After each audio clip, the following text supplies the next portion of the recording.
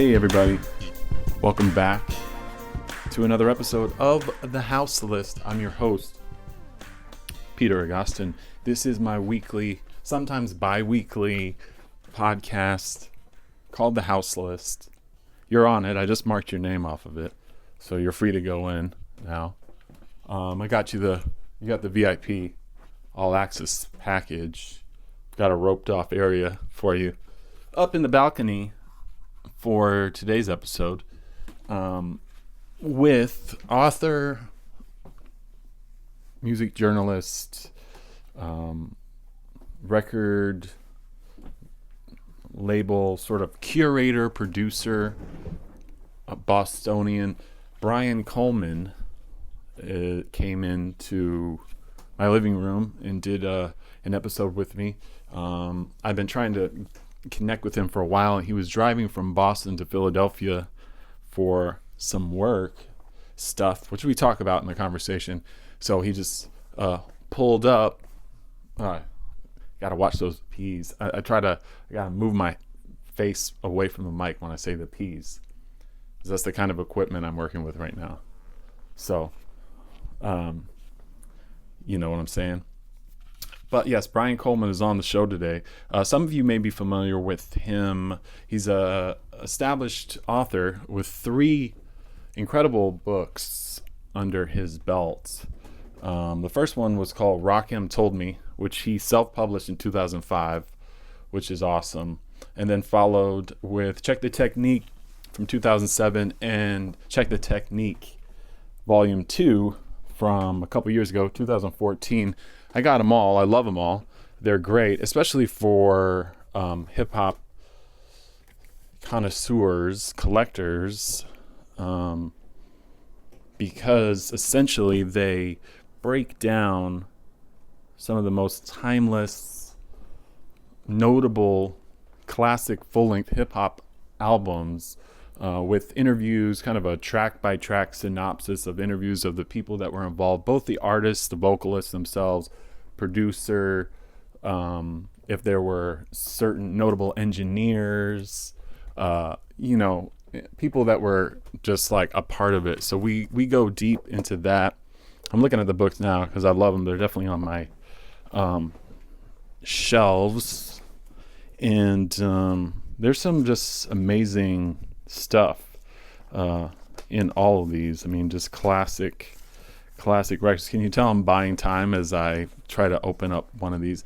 So Justin Rakim Told Me, it's like De La Soul's first record, Slick Rick's debut, Jungle Brothers, Mantronics, EPMD, the DOC, Public Enemy, It Takes a Nation of Millions to Hold Us Back, Run DMC, Raising Hell. Those are just from the first book. So basically he's talking to all these people and breaking down the experience of the record, which we love to hear. And he's just a really genuinely great human being, a great writer, and a great friend of mine. I love the guy.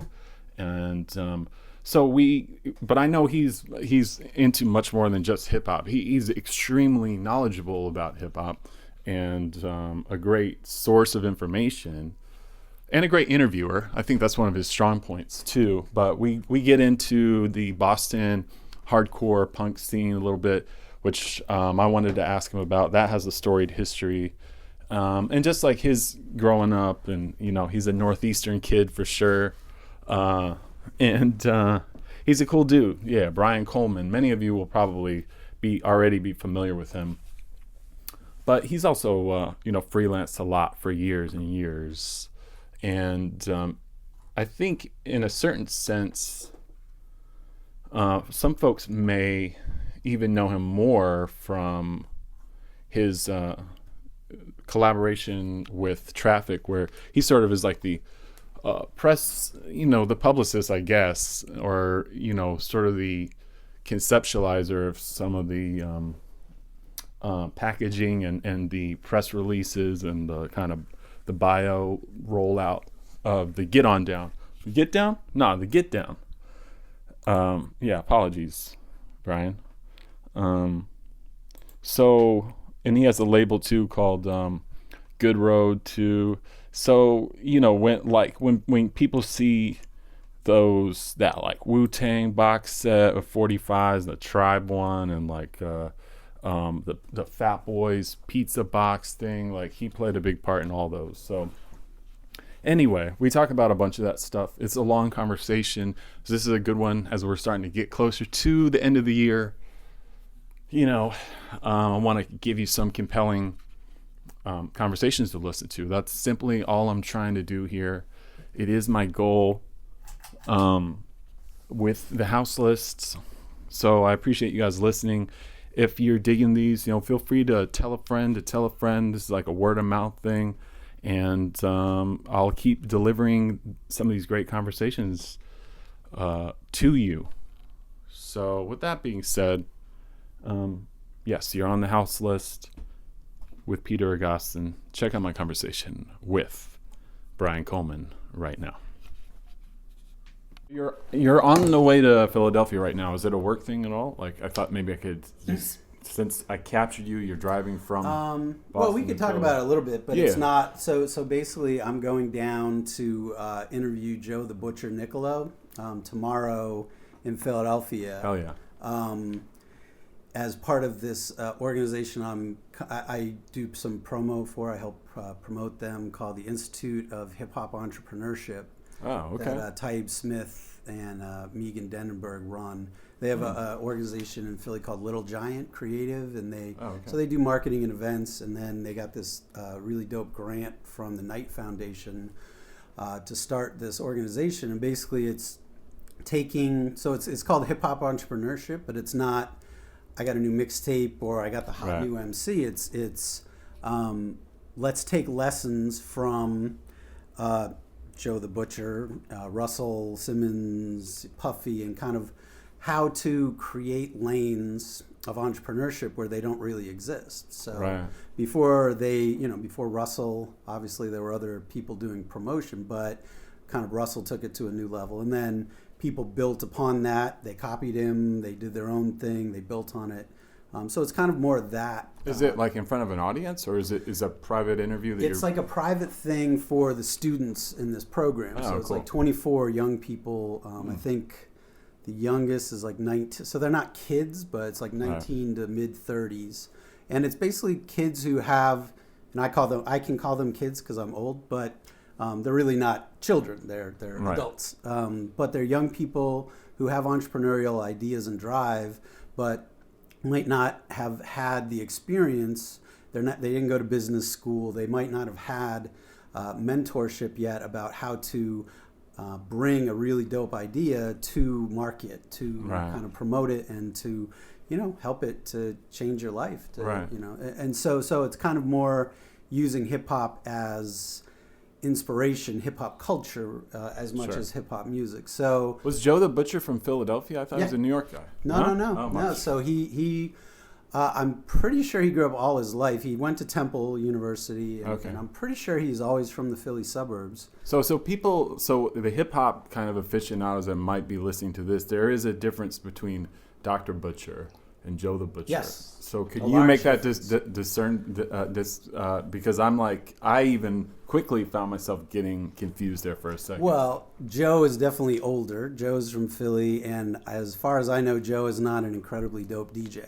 So that would be the main points of differentiation. But Joe started Studio 4, which was the recording studio in Philly that eventually the Goodmans from Pop Art kind of started using almost exclusively. Pop Art being like a really well-regarded Philadelphia record label. The interesting thing about Pop Art, I mean, there were actually more, in the end, there were almost more New York artists because they gave Roxanne Shante, a lot of the Marley Marl, a lot of the Queensbridge, the younger kind of Queensbridge stuff, the earlier Queensbridge stuff that Marley was messing with, came out on Pop Art. But they also... Steady B, I believe, was their nephew, was the Goodman's nephew. So the early Steady B stuff came out on Pop Art. Interestingly, I started talking to Joe. So my most recent book, Check the Technique Volume 2, has a DJ Jazzy Jeff and the French Prince chapter. Right. And their first album, Rock the House, came out on Word Up. That's right. Which was Pop Art. Oh, I didn't know that. But the Goodmans didn't want to put it out on pop art because they weren't sure that it was going to actually sell. Oh, it was too much of a risk. As the legend goes, they weren't. It's not like they thought it was bad, but they just weren't really sure that it kind of fit in with the rest of the stuff they were doing. That was a little bit harder. It wasn't quite as poppy, and Right. for whatever reason, the Goodmans said, "Let's just put it on Word Up." And then we'll see what happens. What did that label exist before the Fresh Prince album? Before the album, yes, there were singles that came out. I wasn't too hip to Word Up off the top of my head. Well, there's not a lot, so I kind of the listeners at home can't see this, but I have a whole. These are all Joe the Butcher. So there's a Word Up. Is that Guys Ain't Nothing But Trouble with Girls? Yes. That's Guys Ain't Nothing But Trouble. So, and this one, have you ever seen this version of Rock? I have seen this version. The Run DMC. Yes, yes, indeed, right.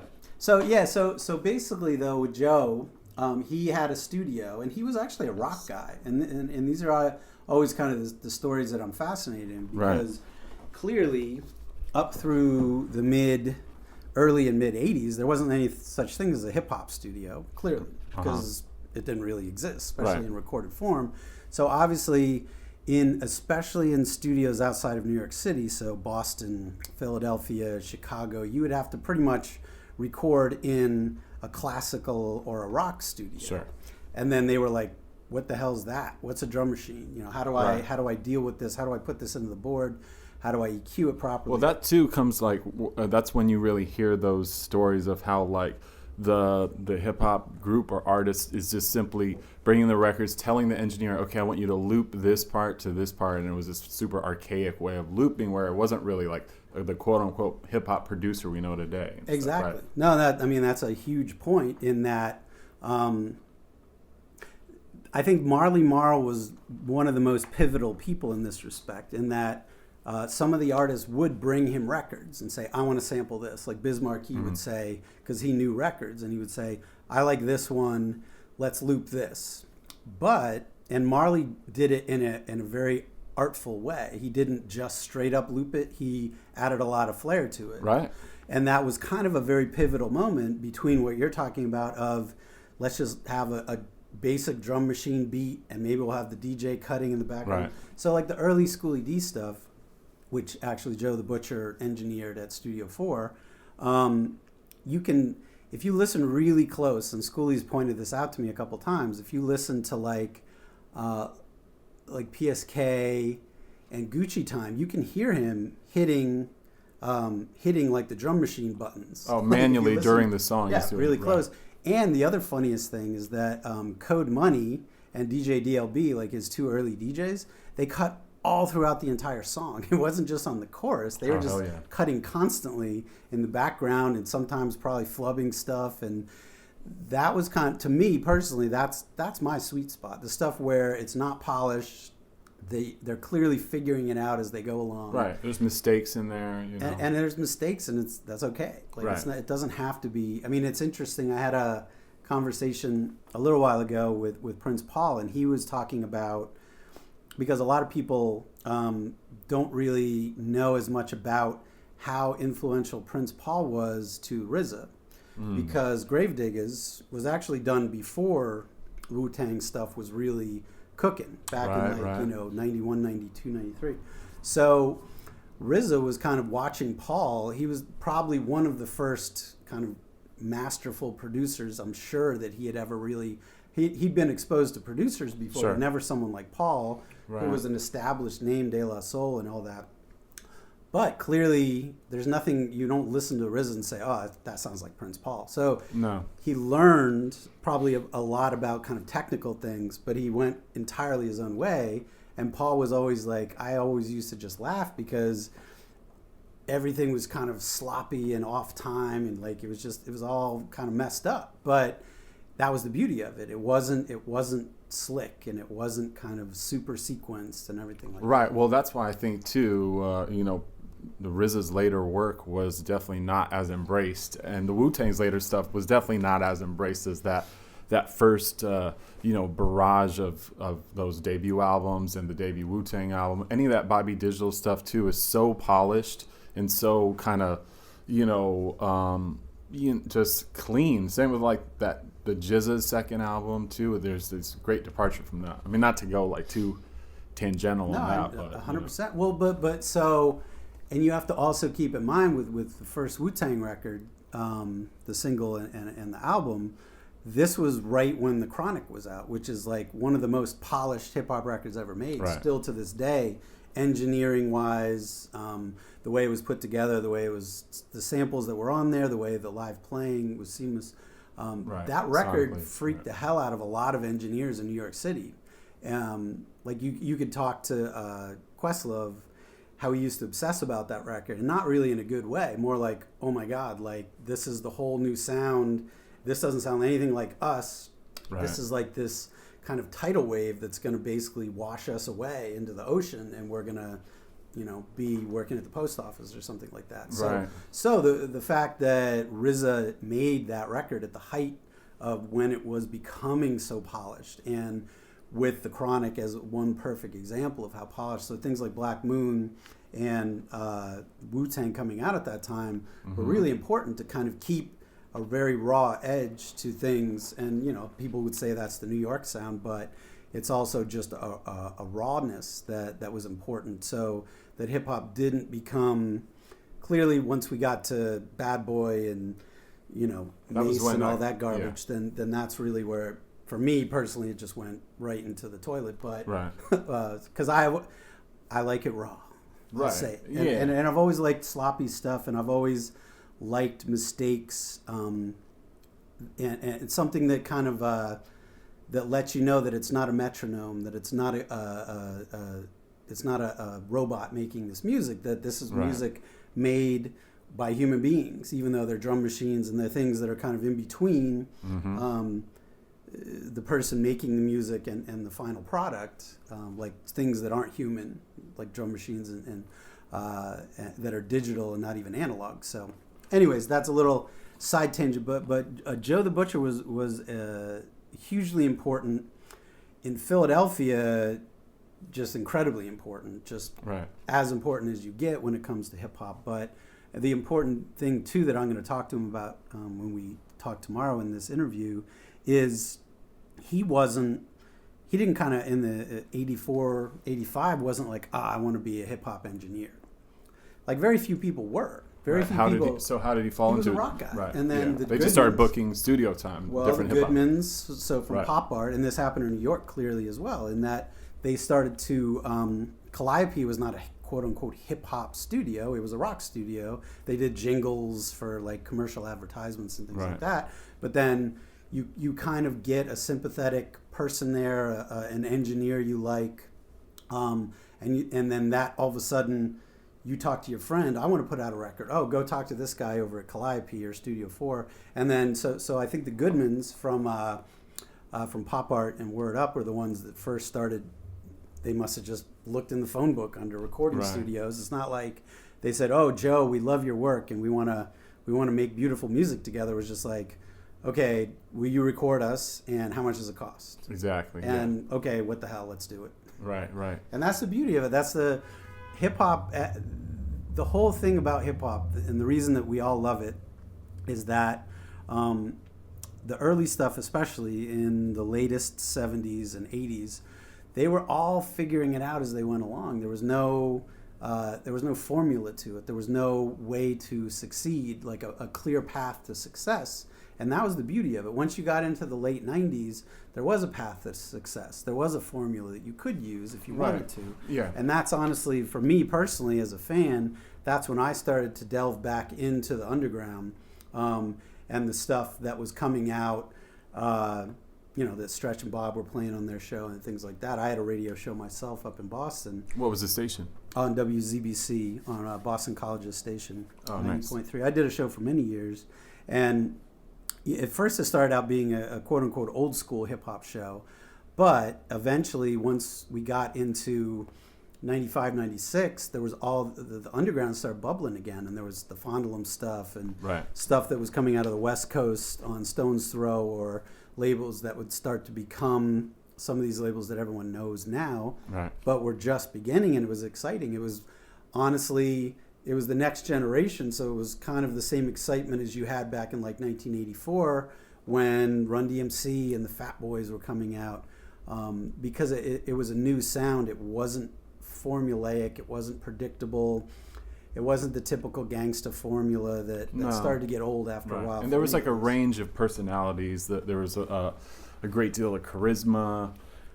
So I'm, obviously you've done a load of research and interviews with so many people too, because I'm looking at your books and I'm very familiar with your books. But when did you, and I want to get into those in a second too, but when did you first start writing about hip hop stuff? You've been in Boston your whole life too, right? Or no? I haven't been in Boston my whole life, but I've been there longer than anywhere else. Where were you born?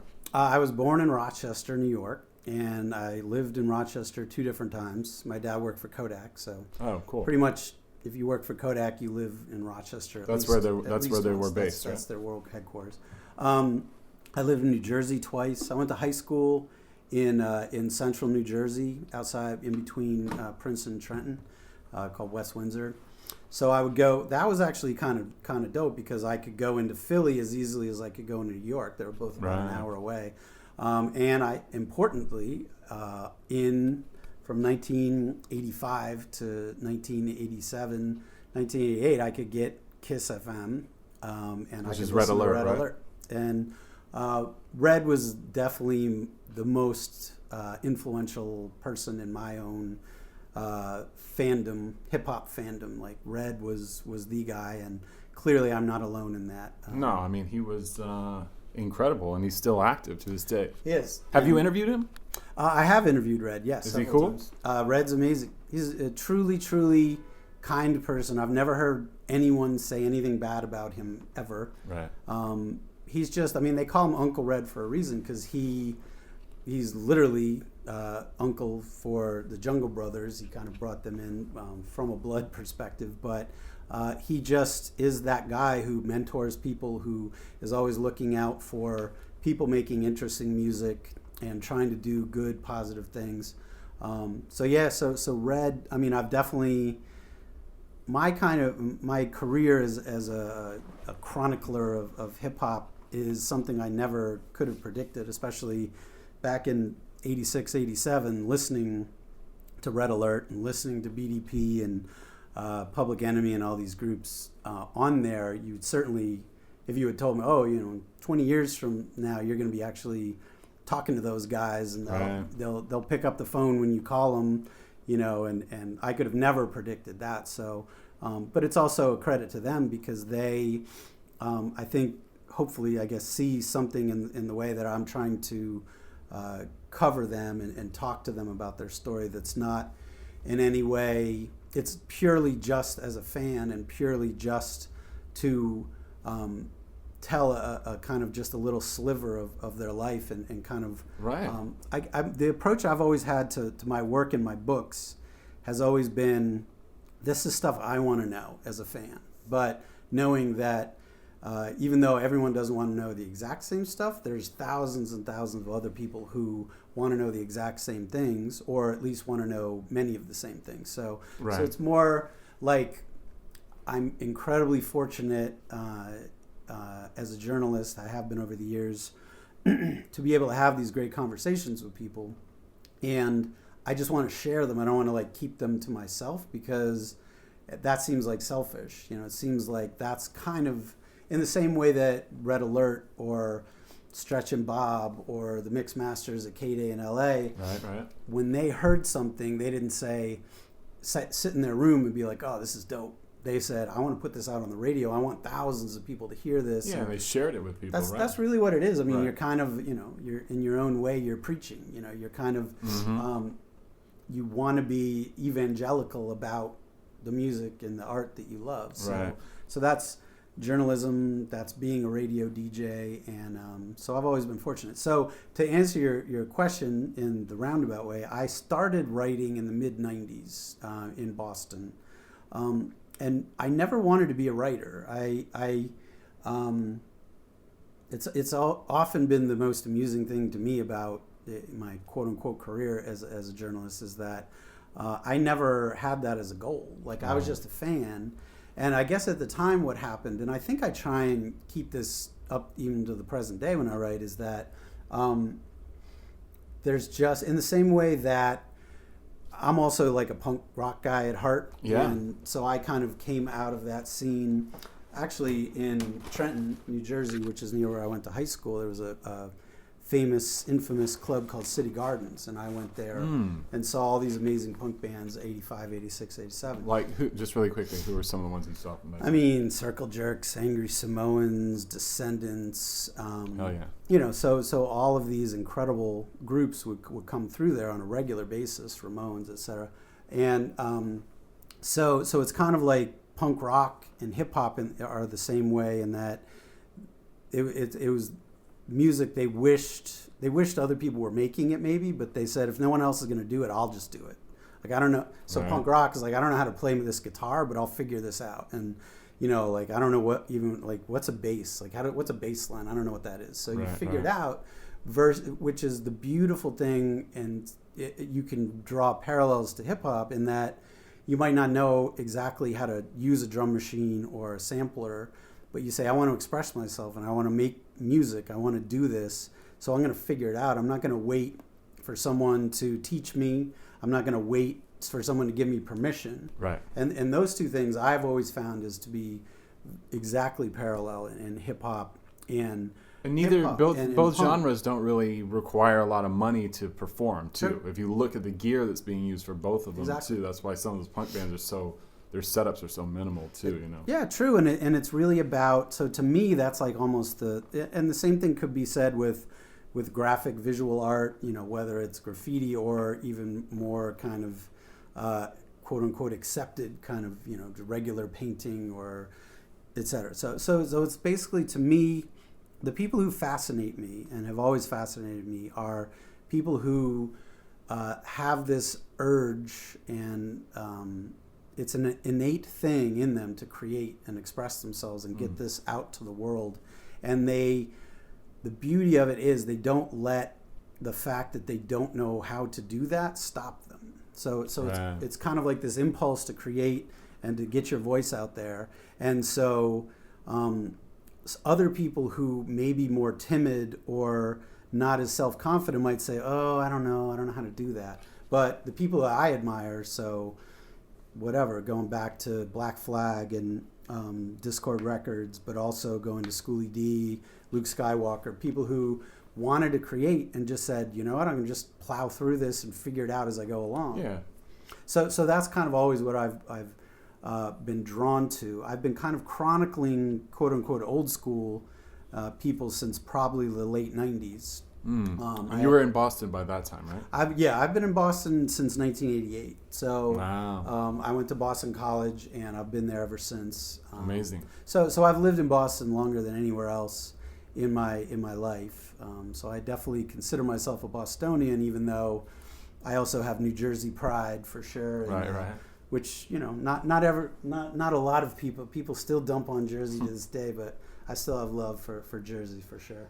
Do you, how close is your relationship to the Boston hardcore and like punk scene? Because there's also that's a big one too. I mean, New York and New Jersey have its own kind of universe into itself, but, and I'm not that well versed on Boston hardcore, but I do, and the punk scene, but I feel like there is a big history there too, right?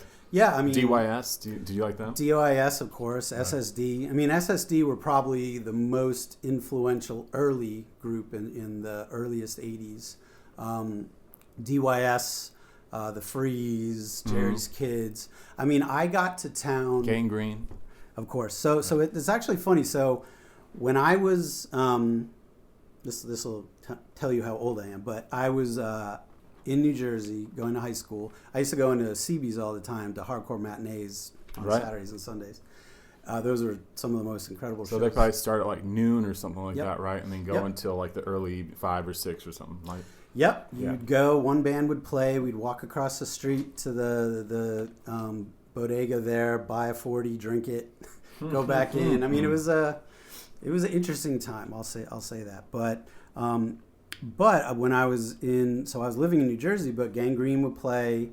I would see them, and I would see Bim Scala Bim. I was also into the ska scene a lot. Okay. And I'd be like, wow, Boston's a really cool place. I mean, I think that's part of the reason why I also went to elementary school outside of Boston. So I moved around a decent amount, always Northeast. But it's funny that I definitely can say that part of the reason that I had an affinity for Boston just as a geographical location was because of Gangrene and Bim Scala Bim. I was like, wow, there must be some cool stuff going on in this town. Then I got up there. Definitely Slapshot was a really big band for me. I always loved Slapshot, and they're still around. They did pretty amazing shows. I can't remember ever seeing Slapshot at CB's, although they obviously played there.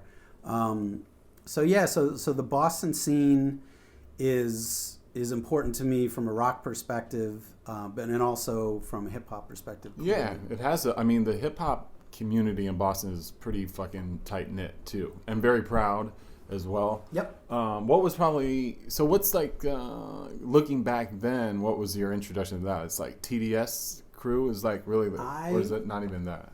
I'm very proud to say that I was at the 12-inch release party for TDS Mob's Dope for the Folks. Wow. At Tower Records, in between the long box CDs, like all stacked up all over the place.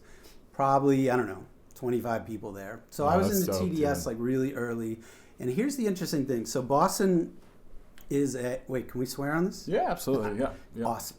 Boston's a really fucked up town. Its racial history is pretty well known. Yeah. So we don't have to rehash it. No. There's still some of that today, but it's definitely gotten better, I think. But at the time, in the late 80s, early 90s, you could not book a hip hop show at a venue on the other side of the river. So like in Cambridge or near like Lansdowne Street near Fenway Park outside of Kenmore Square. Wow. You just really couldn't say, hey, I want to do this great hip hop show. It was like, nope, we don't want black kids in our club. Screw you. And it was really, really messed up. So TDS Mob used to have to open for the weirdest group of bands. So really? I don't know if you've ever heard of Sleep Chamber. I don't think so. Sleep Chamber were this really over-the-top, pretty ridiculous kind of goth S&M, electro, weird. They weren't good, but they were pretty messed up. Like they had all this really weird shit. So I remember TDS Mob opening for Sleep Chamber, which was insane. And it was funny too, because like TDS was just doing whatever they could do. Whatever gig was there, they were going to do it. And I can remember they'd be setting up, and there's one show, maybe it was at Axis. It was a Boston club? Yeah, okay. On Lansdowne Street. So they had just gotten done, and it was great. They didn't have that many songs. Well, they have 5 or 6 songs at the time. Right. So they did them, and it was like, oh my God, I love TDS Mob. And then as soon as they were done, like the Sleep Chamber came in and started setting up all their shit up, and it was all this like weird. They're all dressed in like all this S&M gear, and the guys were just looking at them like, "What in the hell's going on?" And then all this dry ice started like pumping in because it was like, and so they were. It was a weird time. I mean, in the most recent book, I did a chapter which was important to me on Ed O.G. and the Bulldogs, Life of a Kid in the Ghetto, because, and he says in that chapter that when I Got to Have It came out, he did not play in Boston for a year because that record was huge when it came out. It was, but like that was Boston. Boston was really, really fucked up to the point where it was just really difficult. One of my favorite groups that a lot of people have kind of forgotten about was called Posse NFX. That were some of the members of Gangstar Posse. Okay. Were in, but they had a live band. Oh wow! They had like drums and bass and guitar and everything. So it was kind of a combo. They put out a really dope album that you can find in cutout bins everywhere called Black or You White. What year is this? This is like 91, 92. Okay. Maybe 93. It was kind of the Ed O.G. era. And they would have to book themselves as a funk band. Like they couldn't say, we're a hip hop band, we're doing this thing. It was like, we're a funk band. And then they would get on stage and start doing hip hop, and it was dope. So that's what Boston was in. I mean, the scary thing is I was talking to a kid I did a thing out in Portland, Oregon, like maybe a year and a half ago, 2 years, and I was talking to, he was a young MC, and he was basically saying that Portland, Oregon is actually almost like that now in 2014. Yeah, interesting. To the fact where the police will just shut down shows if it's like a hip hop show, like just straight up racist stuff, like crazy, that it was bad in 91, 92, 93, but the fact that still exists, you know, so I feel for kids like that they still have to deal with that is ridiculous. I think that absolutely still exists. Like, and I actually, you know, I moved from New York City to Portland, Oregon in like 1999. Yeah. And I was really going to a lot of shows, and I was documenting shows at that time too, filming and taking pictures and writing for magazines. And even then, I remember a very big difference, you know, in the makeup of the crowd, the style of the show. But now it's like, you know, and we don't have to get too political too soon here, but you know, we'll probably see some reverting back to some of these of these practices all over again. It's certainly frightening. I mean, and the thing to me that was crazy was, I mean, back in the early 90s, in a lot of ways it was, this probably happened in New York, but Boston used to have this policy where they'd be like, no baggy clothes, no Timberlands, you know, basically like, if you're black, don't even try and get in. Yeah. And it was absolutely like just bold-faced racism, like insane. And that still exists. I mean, according to this kid I was talking to in Portland, like it's just, they're not even making any real bones about it. It's like, we just don't want black shows like in our downtown area. In 2014, like it's never all right. Clearly, back it wasn't all right 50 years ago and 100 years ago, but the fact that still exists is insane. So Boston has always been a very proud scene and a tight scene. Somewhere around the mid-90s, it started to loosen up to the point where it was at least not offensively racist, so that you could get shows in Cambridge and Boston. Friends of mine had a company called Main Ingredient.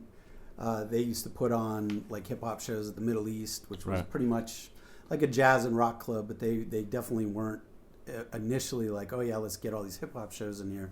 But I mean, I think all it takes usually, hopefully, is do a couple shows and be like, see, we made money. A lot of people came, had fun. It was great. Everybody, it's all good. So let's keep doing more of them. I mean, I still think it's ridiculous and honestly pretty racist that, you know, a hip hop show, at least in Boston, you go to, you still get heavy security and patted down and frisked, and I don't see that at any rock shows. So what's up with that? But that's a whole other thing. So yeah, I have a lot of Boston pride in both the rock scene and the hip hop scene, and you know, I was there more actively from a radio perspective and a journalist in the mid '90s to the mid 2000s when like Brick Records, Mr. Lifts. I just saw 7L and Esoteric 2 nights ago. Cool. Like we were talking about how it's how we're faring as old men now, and we're still alive and stuff like that. So it was an exciting time, you know. And Boston still has a scene going on. I'm not as actively. I don't pay as much active attention to the scene, but you know, there's always going to be people wanting to make music, and it's always an amazing thing. So. What was the run of the radio show? Like when did you stop doing that? Well, so I mentioned before that when I was in high school in City Gardens and CB's, I used to go to a lot of ska shows like Toasters, New York Citizens, Scatolites. Yeah, if the Scatolites ever came, of course I would go. But I was into like a lot of the newer groups that were coming out. I mean, the Toasters were definitely like my number one. Right. So ska is something that I'm always a little like careful to talk about with people because there's 3 or 4 waves of it. Am I right? True. Yeah. So when you're talking about the Toasters and stuff, like, this is second wave, right? Third? Yeah, because at first there was the Scatolites, the original stuff, obviously Jamaica. Then there was the two-tone specials selector the British, in the UK, the which British is like, is second wave, right? Yeah, and that's like 79, 80, 81. And then the kind of newer wave that I personally became involved with was like 86, 87, 88 in New York City. And then Boston too, like I was saying before, Bim Scala Bim. There were definitely some bands. So the first radio show I ever got was a ska show Oh, wow. And it wasn't necessary. I did love ska, but it wasn't because I was like, I want to do a ska show. But at the station I was at, WZBC, which I love very dearly, it was a super cliquey kind of station. And if you wanted a rock show, you had to prove that you were cool and you had to hang out and look a certain way. You know, it was like really kind of like a lot of college radio stations, I'm sure. So, as you, I'm sure, know. But so I was like, well, nobody's doing a ska show, so that's different. And, you know, granted, they didn't put me in the prime slot. I'm sure. You had to start out kind of paying your dues. They have like an AM station. I did that, blah, blah. So I started doing a ska show, and that was probably only for maybe a year or two. Maybe it's like 3 years. Then I did a funk show overnight, 2 to 6 or 2 to 7 a.m. Wow, that's a haul right there. That's good. Yet again, you got to pay your dues. That's fun, though. You can have fun with that. I was actually, the crazy thing is I was on the air the night of the LA riots in 92. Wow. And there were, most people probably won't really remember the little ticker tape news thing. So they had the little ticker tape thing that would come through, and every once in a while, just for the hell of it, you'd go and look. And I started seeing, because there was no TV in the studio, but I started seeing this ticker tape coming through at like 3 or 4 in the morning about these riots going on. And luckily I had The Revolution Will Not Be Televised with me, Gil Scott-Heron. I just played it over and over again, and it was like, wow. So sometimes, sometimes radio can be really special like that. Like you can kind of improv and do amazing things. So I think I started doing a hip hop show probably in like 92, 93. And it was an old school show. It's called Back to the Old School at first. So old school being really like early to mid 80s, late 80s, right? Yeah, I mean, you know, now 92 is old school. Right. But back then it was kind of specializing mostly in kind of weird, more obscure indie stuff from the 80s, but clearly, you know, Public Enemy and stuff. Right. But my whole thing has always been to take if somebody's playing a certain kind of music, or if someone's writing about a certain kind of music, whether it's on radio or in publication, like I try and I won't do it if someone else is doing it. And it's not because I'm a contrarian, I just like to have different points of view. So at the time, if people are playing whatever, Public Enemy, and even, which is amazing if people are playing that, or The Chronic or whatever, elsewhere on the dial, I'm going to play weird stuff from Slice Records from Philly in the 80s and stuff like that. So that's kind of what I specialized in. A lot of certainly Cold Chillin' stuff and things that weren't blockbuster hits, but for hip-hop fans they were huge, but they weren't like ridiculous pop hits. Right. Paul C. Production, stuff like that. Right? Stuff like that. So that was fun. I did the show for many years with Tim Hazlett. Who's that? Tim was actually a writer for CMJ into the 90s. He wrote the dance column, the RPM column, and was an amazing writer, a great friend. So I did the show with him for many years until he moved down to New York. I know you had Josh from Other Music on recently. He worked at Other Music for a while. Oh, cool. So anyway, so eventually it was an old school show, quote unquote, until the mid 90s, when I think a lot of this really interesting indie stuff started. I think that it's no real secret that when the advent of stuff like some of the stuff on Bad Boy, when it started to become really, really popular, more formulaic, and, you know, God bless Biggie, but that stuff to me was just pop, and it kind of had gotten away from the rawness that I appreciate. I could, of course, appreciate some of these people as MCs, not Mace or a lot of the people on Bad Boy who are just garbage, but, you know, so I don't think it's a coincidence that all of a sudden a lot of really interesting stuff started bubbling up on the underground. So, I mean, I definitely think that we were probably some of the first people outside of New York to play stuff like on Fondulum. The early Company Flow stuff was coming out, and I think all that those labels and those artists really thrived because of college radio or non-commercial radio, especially at that era, for sure. They had to. So, I mean, but that's the beauty of college radio is that you can't play profanity, but you can kind of play. You don't have a playlist, you know. So that's what we're there for. And so I eventually also started writing for CMJ, and that was amazing for me too, because I mean it was probably I think the first national publication, even though it wasn't like a newsstand publication. Yeah, it was a trade, basically, a radio trade. It was, but the best thing about it, and the good thing was, because I was a radio DJ, so I understood what CMJ was, is that you could do a review of a group that no one ever heard of yet.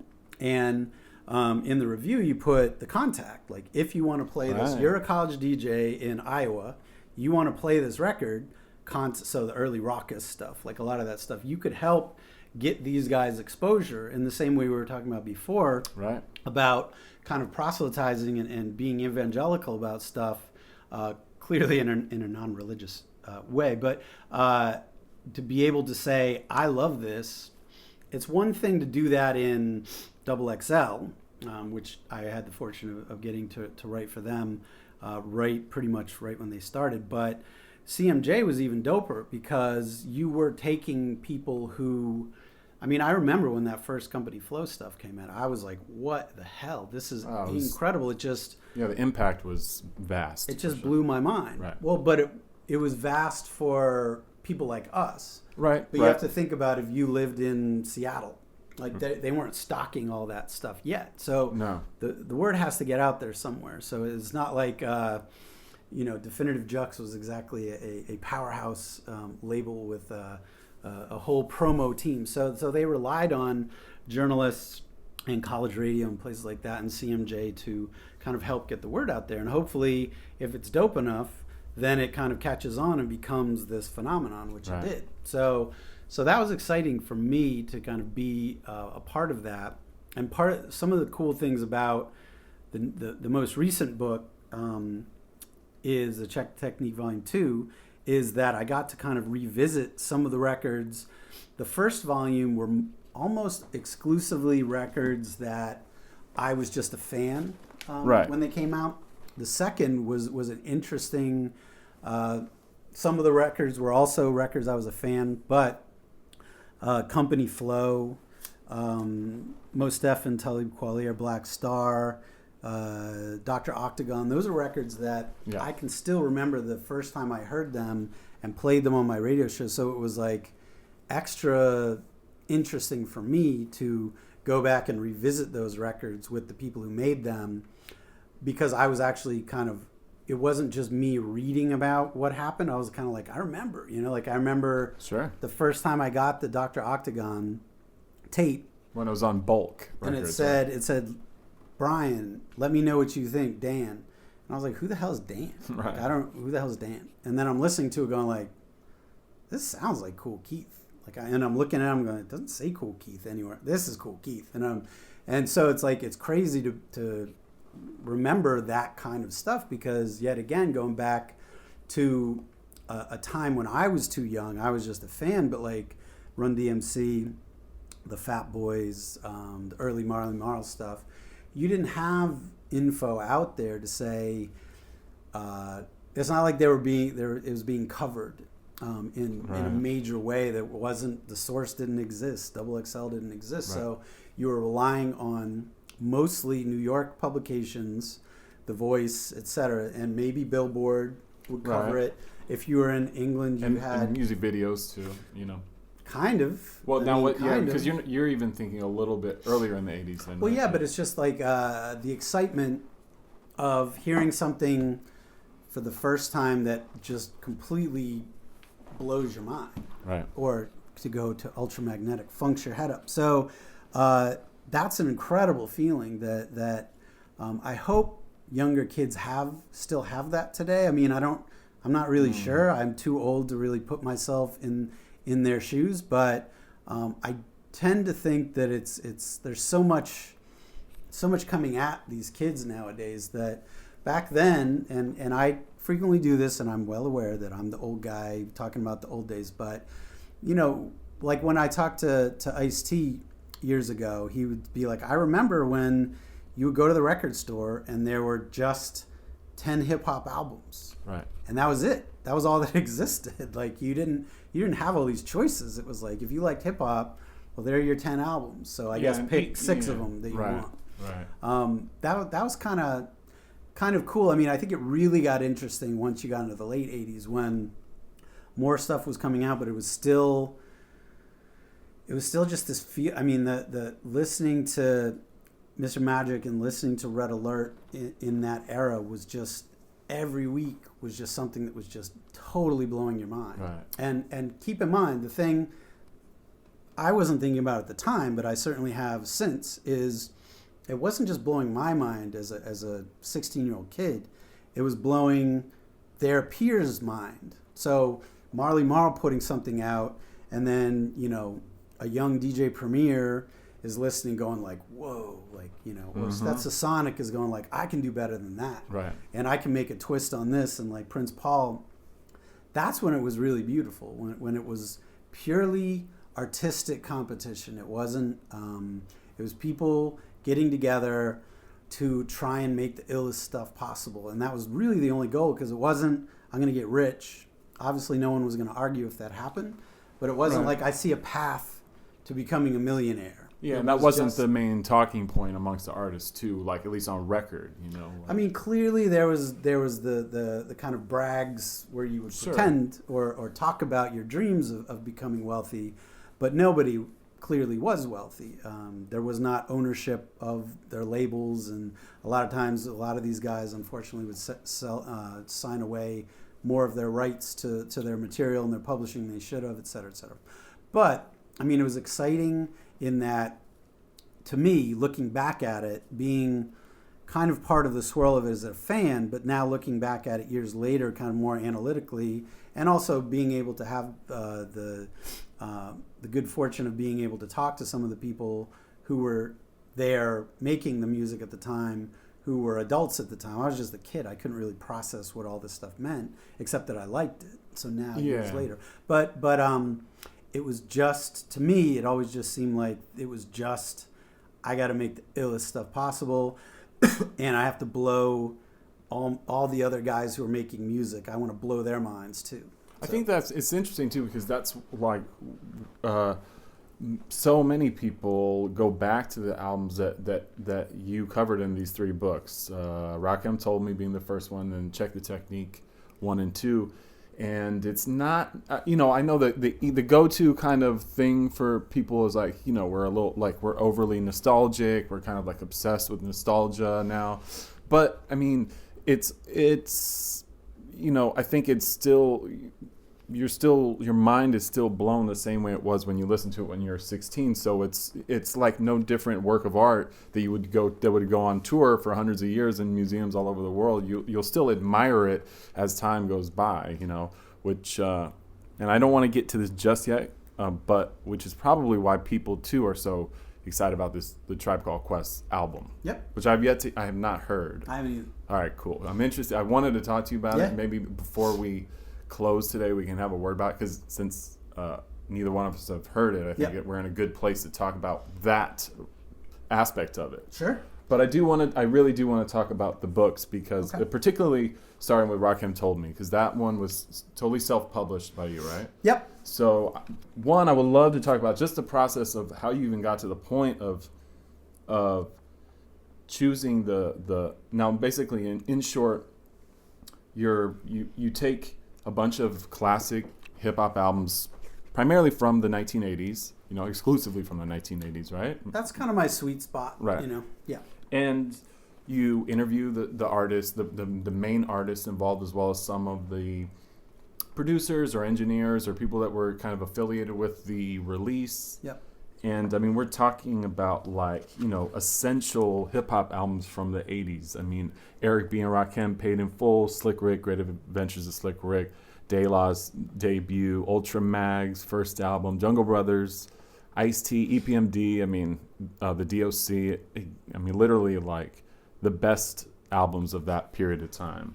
I mean, yeah, so I mean, people have asked me in different interviews and stuff if I'm trying to, well, I guess academic nerdy people would say, are you building a canon? And like I'm not. These are just records that I love. Like, yeah, they're dope records. There's no denying that. So I don't mind if you say I have good taste and that like somehow the records that I love are also considered some of the best hip hop records ever. Right. Yet again, considering that by we get to 1989, there still aren't that many hip hop albums out. So right. you could almost throw a dart, at the albums of the 80s and hit something good. What was the first record that you chose to write about, particularly for Rakim Told Me? They were all kind of, so basically what Rakim Told Me was these were interviews for the most part that I had done already. Right. For different publications. Okay. But in publications, magazines at the time, in the 90s, early 2000s, basically anytime you or I would write an article, we'd want to do like 5,000 words because you get this amazing interview with Prince Paul or Chuck D, and it's like, oh my God, I can't believe I talked to him for an hour and a half. And then your editor's like, okay, great, give me 600 words. Right. And you're just like, it's like 3 sentences. It's journalism blue balls. So you're just like, oh my God, like I want to do so much more. And I was grateful that I was allowed to at least write something about these interviews, but then I had all this extra stuff that I never got to use. So a lot of the stuff in that book, the first one, was stuff that I just basically did like the Criterion, director's cut version of these albums. I did supplement them in many cases, but that was you went back and did some more and I'd go back and I'd kind of say, hey, I'm expanding this and I want to do this and that. So, but you look at the book and it looks self-published. I mean, I did as dope. I did as good as I could do, considering I couldn't pay my amazing designer Matt Nicholas. I couldn't pay him hardly anything, and by the end of it, he was probably ready to strangle me. But it was so basically the thing to me that was dope is that I took my inspiration, and I always have, from some of the artists in that book. So people who I didn't know how to put out a book, that's for damn sure. So I was just like, nobody who I admire who put out a record or did any kind of artistic endeavor, they didn't know what the hell they were doing either. So I was like, well, I can do that too. And so luckily I didn't say, I'm going to be a rapper, because that would have been disastrous. It would have been real bad. So the world can be thankful that I decided to be a journalist instead of a musician. So, but it's like I've always considered journalists and radio people to be like a really important part of any kind of music, because without this, like a scene is an organism, and like you have to have promoters and you have to have a record store that's going to sell this stuff, and you have to have all this stuff. And I think a lot of times that's today that's it's kind of shrinking a little bit. It's harder. Well, I know that. Shows. Yeah, I know that very well. And it's harder and harder to find a really good music journalist too. True. That's both. That can be. That can truly be opinionated and still express that in a really creative way, where it's not. I think the go-to now is very subjective style of writing. It's too referential in some ways, and there isn't enough. Actually, I don't want to say there isn't enough, but a great writer has a great personality in their writing too. So the one thing I'll say about my own writing is that I'm not like that amazing of a writer. I consider myself more of a.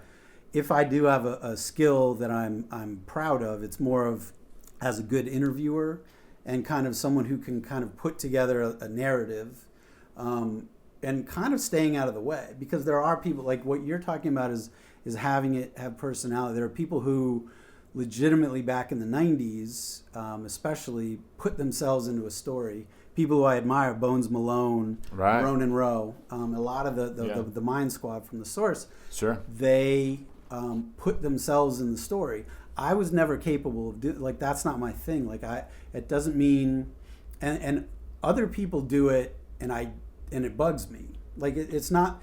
I can't say that. Well, it's a fine art of how a writer can put themselves in without it being sounding totally corny, self-serving, and like, it's a very fine line. I mean, there are definitely a lot of journalists who I could say that I think are whack, but I don't consider that to be productive. So, not to interrupt, but I love Dave. I mean, obviously, Dave Tompkins is a mutual friend of ours. His style of writing, where he can put himself into a story, but it's so obtuse and abstract that you don't really realize it immediately. It's not in the first person. It's usually in the fourth or fifth person, or in another dimension. Yeah, really. Usually someone who's an alien from another universe. Right.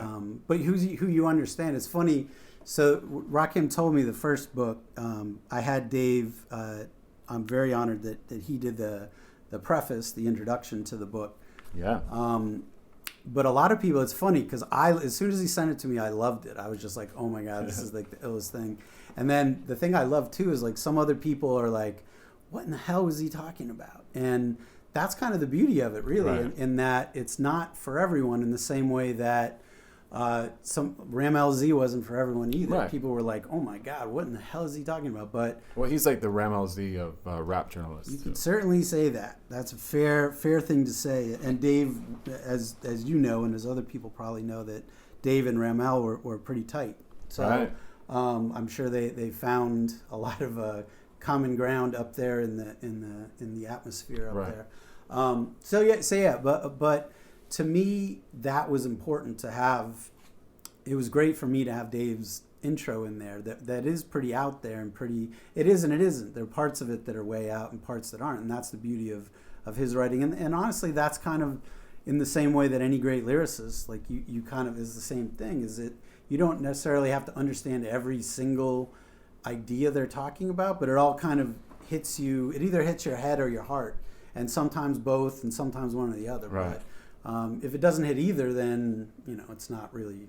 You just throw it away. Right. And to maybe make the analogy, at least going back to you kind of talking about how you put this book together and the style of writing for it, and your style of sort of music journalism too, like to make an analogy towards, film directors, some don't need to say a whole lot to be able to get what they need to portray in the film that they're making, Sure. So I think that is telling in music journalism, especially when, and this is now in the last 10, 15 years, journalists writing more and more music books is become a lot more prevalent too. Definitely, which is dope. Yeah, I think it's amazing. I love it. I mean, you can go in the back room. I have lots of them. I have them all. But really quickly, I did want to just to go through some of these key ones, because I want to talk about the how it evolved too. Sure. In the other two books. The DOC, that one is just, there's a lot of mystique around the DOC. So really quickly, what was the process of writing about No One Can Do It Better, which is, an incredible record. He had a very unusual career arc, too. What was that like, just real quick? I mean, DOC was incredible. I mean, back when I talked to him originally, which was probably in the early 2000s, his voice was still wrecked up. Like, it still sounded really, really weak and kind of shattered. I mean, the story of the DOC is he got in a horrible car accident right as his album was starting to blow up in 1989. And it almost killed him, and it crushed his throat, his larynx, and it took him years and years and years to kind of get back. I actually just saw him on TV in a Suge Knight documentary. Interesting. Like this year, and he sounds really good. And I mean, over time you get different operations and science kind of catches up with things. But that story was, first of all, he's an amazing MC. He was from Texas, so he wasn't like an LA guy. He came over to Texas. He had actually met Dre and basically said, you should come to LA and like we could do some stuff together. And he took the bold move and said, yeah, like, what am I doing here in Dallas? Like, let's see what happens. And so he was there at the very beginning of what would become NWA, with the NWA and the Posse album. So he was kind of there at the very, very beginning when NWA was just a group of dudes. It was not a phenomenon. They were not the world's most dangerous band. They were just some dudes, as always, trying to figure out how the hell to make music with whatever they had in front of them, So a lot of times the thing that people have to understand, and this is kind of a little off of speaking specifically about the DOC, but going back to Dre, who's now a billionaire, super producer, God, music god, etc. A lot of these guys, when their first records came out, and even more, their first single, did not own their own equipment. They did not have a drum machine, a sampler, and a way to record stuff at their house. So to think about how they were able to make incredible music without even having the luxury of kind of practicing. You know, like if you're in a band, a punk band or a reggae band, you get to at least generally get to practice, you know. Right. But these guys would just show up at the studio and have to figure it out on the spot.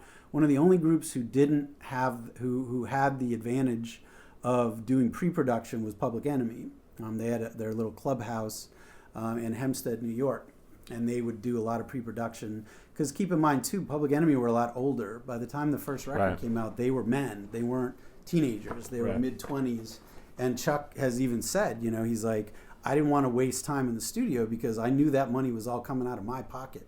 Even though the label was, he knew about how recouping went. And Chuck was smarter than everyone else then, and still is. But that's important, too, in that NWA and Dre, who produced the full DOC, No One Can Do a Better album, which was actually the first full album that Dre produced. I didn't realize that. For a solo artist. Right. Which was pretty important, too. So DOC was around before Straight Outta Compton, and he was involved in Straight Outta Compton, but more as a sounding board and someone kind of bringing ideas. The thing that a lot of people... I guess now more people know, but even back in the early 2000s, people didn't know like how to put this delicately, because he sadly passed on. Eazy-E was not a very good adept MC. Right. It was not his first thing. And which was even, you know, they featured that in the movie too, in the Straight Outta Compton movie, right? He punched in more than probably almost any MC in the history of MC. So they had to work with Eazy-E, and actually DOC was one of the main guys, besides Cube, who worked with Eazy-E to make him sound like he could rap all the way through a song, because by most accounts Eazy-E could not. Right. And Eazy-E was not selling himself as a Rakim kind of true MC. He was a personality. He was, right. I mean, you could, and that was the beauty of it too, because he wasn't polished, he wasn't slick, he was kind of, he had his own thing going on. So the DOC, the album came out, it was doing really well, and then he got in this horrible accident, keeping in mind too that in the same way, so these things go in kind of predictable ways, starting with, I mean, I guess you could, I'm just trying to think back quickly. The Juice Crew kind of created what Wu-Tang did, what RZA did, Marley Marl had done 6-7 years before that. Right, so, which was like an ensemble of artists that were housed under a thing, which really, you could even go back to like Motown and stuff like that. Exactly. But what RZA did that was actually... So the important thing, and I'm not saying RZA bid it, but it was an idea that had been done before, where Marley Marl had this crew, and it was like, let's do the Shantae album. We're going to do the Big Daddy Kane album. We're going to do the Biz album. And, I'm going to produce all of them. And, I probably have an ownership in the management of them, too. And that's the way things went. RZA took it a step further, and actually... And the thing that RZA did that was pretty interesting from a business perspective is he did not have, it wasn't Wu-Tang Records. He said, whoever's going to pay me the most for the Method Man record, step up. Let's do this. So he didn't have an exclusive contract where everything came out on loud. And RZA did that very purposely from the beginning, and he made all these guys a crap load of money and made himself a lot of money in the process. Well, and he lined up all the marketing and promotion from each individual label. Like when I talked to Matt Deal, that was the first podcast, we talked about that too, which is really quite brilliant, yeah. I mean, and the thing to me, because in the first Check to Technique, I did Enter the Wu-Tang chapter, and the thing that was pretty fascinating is that RZA had, I think people have to understand what RZA did with that record, in that he had 9 MCs starving Like, these guys are not making any money. They were hustling whatever way they could do it. 9 MCs in a group, like, pretty much impossible to think about nowadays. And none of them made any money on the first record. RZA said, here's the thing. Let's make the dopest record we can make. And I promise you that I'm going to just peel you all off into solo deals and you're all going to make a crap load of money. Right. And you could say that, but there's two things. First of all, in the end, hopefully, you can actually do it. But second, more importantly, you have to convince all of these guys to go along with the plan, which they did, which certainly speaks to RZA's power as a leader, clearly as a producer, but as a leader and a visionary, because that's something that Marley Marl did, but not in the same way. RZA took it to a whole other level that made everybody even more money, because Marley was working with Cold Chilling exclusively through Warner Brothers eventually. But that limits you in that you can't take the highest bidder. No. You know?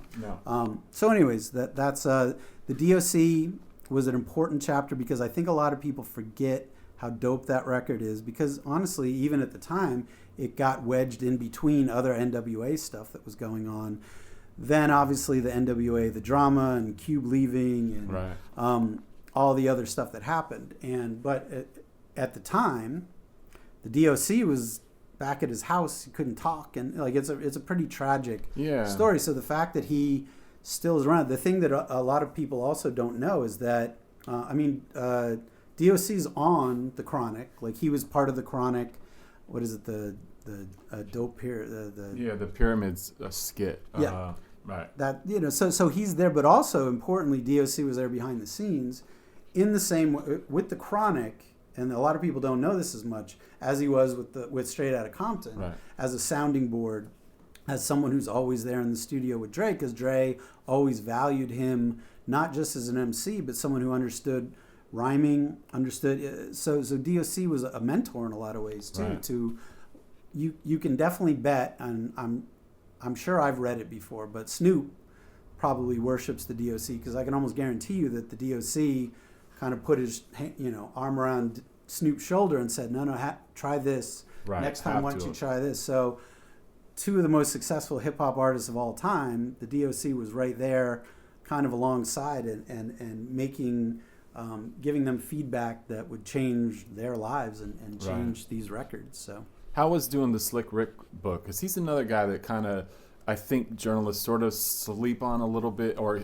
the people look back and kind of sleep on him, because after that first album is kind of like when he got locked up, and then, or after the second album really. But that, the first album maybe gets other records sort of overshadow it from other artists, I think. I mean, when you're talking about influential MCs, I would say Rick is probably in the top 3 of all time. That a lot of people, MCs will acknowledge it, and I agree with you that fans sometimes forget.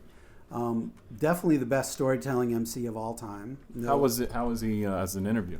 He was good. The funny thing about Rick was when I interviewed him, so I pretty much know The Great Adventures of Slick Rick by heart. Like, every single sound on that record, I can't even count the number of times I've listened to it since it came out. I actually still have a poster of The Great Adventures that I had back in '88 that I have foam cored and is made through countless moves and is tattered, but I still have it in my basement right next to all my records, and I proudly look at it every time I go down there. But so me it was actually an interesting, I mean, I won't say humbling, but it was an interesting perspective of me as a fan worshiping that record and being like, oh my God, they must have put in so much work to do this, and it must have taken them, a year to do this, and oh, it's such a perfect record. And he was very kind of like, we just did that, and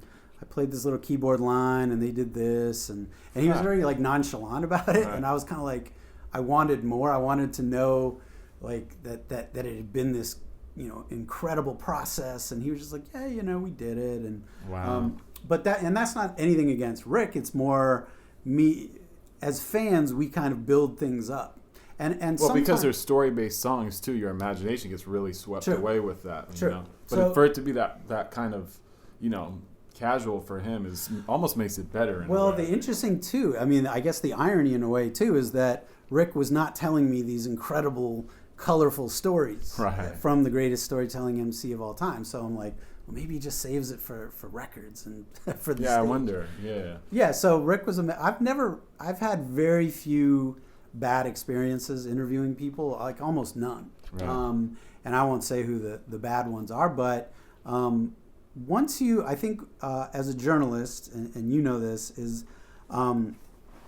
once you show someone that you care about talking to them and you care about their story and you care about them as a person, so then it doesn't happen immediately. Sometimes it takes a while for people to open up and to really get in the zone, where I remember the first time I talked to Schoolie D, I started, he was saying stuff about Philly, and I was a legit fan of like really weird, deep Philly shit. So I was asking him about, producers and people from that world that most people outside of Philly don't know about, like Dominic Skeet Mathis and Frank Virtue from Virtue Record. People who I need to learn about both those. I don't know anything. Well, but so I knew it just from looking at the record labels, like reading like who's that producer and all that. Salam, right? Exactly, which is actually one of the good ones. But so Schoolie was like really suspicious of me, almost like who the fuck are you? Like how the hell do you know who Dominic Skeet Mathis is? Kind of almost like I was the IRS, and I was kind of like infiltrating somehow. But and it was funny looking back on it because I consider Schoolie to be a friend, and I speak with him as often as I can just to see how he's doing, etc. But the first interview was funny so it can either be, oh God, all journalists are jackasses, and the artist, it takes a while, and hopefully you get the chance to kind of prove yourself and just not to kiss their ass, but just to be like, I know more about, I don't want just sound bites. Like I want to know things about you. So tell me what you were like when you were 9. Like what were you, how did you first become an MC, or tell me the first album you bought and why, and stuff like that if it's a producer. So that's kind of important, I think. And so sometimes you get the opportunity, hopefully, and I think I'm definitely blessed in that usually I do get to that point because I prepare for the interviews. They're not just, I don't freestyle them, I do a lot of work, and I make sure that I both listen to the albums, even if it's a record I've listened to 500 times, like I'll go back, listen to it with more of an analytical and try and pick out little things. And, so I think that's really the key as an interviewer is to give them to let them know that you care. It's not just a soundbite thing, because keep in mind a lot of times that's what they get. So and obviously the bigger the artist is, so Ice Cube, for example, there's Ice Cube, America's Most Wanted chapter in the new book, and Ice Cube, I've said this in other interviews, I mean, he definitely has much better things to do than to talk to me. Like his hourly rate is, I don't even want to think about it, but so that was important to kind of like ask him things that generally, if you're Entertainment Tonight, if they talk to him, they just want like, give me 2 good sentences so I can run this with the interview. And that's the last thing I want. I want 500 good sentences from you. And at the same time, I don't say, I want to talk to you for 5 hours, because their time is valuable. Yeah, they'll never be able to do that. So it's an interesting balance of kind of creating that comfort level. And a lot of times the really, really dope stuff doesn't happen until 45 minutes in, because you get in this groove and hopefully you get to a point where the artist forgets that you're even having an interview and you're just having a conversation. Right. Not like peer to peer, because I'm many levels below any of these people because I idolize them. Yeah, but you just have different professions too. True, but it's kind of when you can get to that point where it's not like friends talking to each other, but it's kind of you're just having a conversation and it's not an interview. That's when you really hit pay dirt. So, for sure. And hopefully, I've definitely been very lucky in hitting that pay dirt. I think a lot of times, but it doesn't happen right away. So you have to work at it. And that's kind of what if any younger writers ask me kind of for advice, like that's what I usually tell them is don't be too fawning right at the very beginning and just kiss their ass and don't you talk too much. Like let them talk, because that's a surefire way to ask like a 3-minute long question. Is a good way to get them to be like, you know what? Because usually how these work, as people who aren't journalists, sneaky journalists do it this way. They say, I just want to talk to them for like 20 minutes. When you're praying that it's like an hour and a half. But you're like, you don't want to, you have to set the trap. You have to hope that in those 20 minutes, you get to that zone where they're like, yeah, I want to do another 20 minutes. Because some of these guys, not all of them, but some of them are famous, hella rich, have much better things to do. They're on a movie set. And they could be doing, if it's in a press cycle, they could be doing 5 or 6 interviews right after you. Well, but that's the one thing I'll say. I never talk to people when they're on press junkets. Right. Like I refuse. Not that I'm a diva, but like that's never a good way to get. That's when you get those. I just want a couple sound bites. Like, I didn't even listen to the record. I don't give a shit. You know? So I can remember in my early days of writing where it would be like, the publicist would click in after 15 minutes, like, hey, we got to go now. We got to wrap this one up. So. Oh, yeah. And I'm well aware that sometimes, like the BC Boys, for example, there was definitely, the publicist was listening in. Really? And they were ready that if it seemed like the guys were getting, were not feeling it, they would have said after 15, 20 minutes, oh, sorry, they got to go. You know, so definitely that I've been fortunate in that didn't happen. And some of these guys who are either harder to get on the phone or definitely are legitimately incredibly busy people with very expensive demands on their time. Like I'm cognizant of that. So to be able to talk to some of these guys for an hour or more is the best thing I could ever hope for. It's incredible. Question. Speaking of which, how was doing Low End Theory? I mean, amazing. Like you spoke to everyone in the group, right? I did not talk to Ali Shaheed Muhammad. For whatever reason, he actually declined, or his rep declined. So I talked to Fife and to Tip, and yeah, it was dope, man. Because yet again, like the thing with Tribe and De La is to remember that the Jungle Brothers were what started it all. Right. So the Jungle Brothers, when it came to native tongues, that was ground zero. And so kind of talking to Tip about coming up through the Jungle Brothers organization, really more than he came out fully formed. Like he came into the world of emceeing and producing, observing at Jungle Brothers recording sessions. And clearly there are stories he'll tell about, he would just show up with just like a bag full of tapes, cassette tapes, and with different like probably pause tapes, things he had done that he wanted to mess around with if there's extra time in the session, that kind of thing. And I think Tip, as a student, kind of learned very dutifully without kind of Tip clearly has like a confidence about himself, as many MCs and producers do, that I'm just waiting for my chance. Like I know I've got it in me. I know I can do this, but maybe this year maybe I should just kind of learn, like and be smart about it. And I think that's what Tip did. Fife, interestingly, when I spoke with him, and he said this in other places too, on the first record, People's Instinctive Travels, he was kind of messing. He didn't take it very seriously. Right.